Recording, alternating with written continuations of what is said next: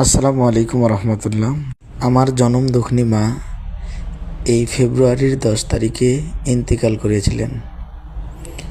তাই ফেব্রুয়ারির 5 তারিখে মাগফিরাত কামনায় দোয়ার অনুষ্ঠানে কিছু এতিম বাচ্চাদের এক মুঠো খাবারের ব্যবস্থা করেছি ইনশাআল্লাহ। ভিডিওটি কেমন হয়েছে মতামত কমেন্টে জানাবেন। যে যেখান থেকে আমার এই ভিডিওটি দেখছেন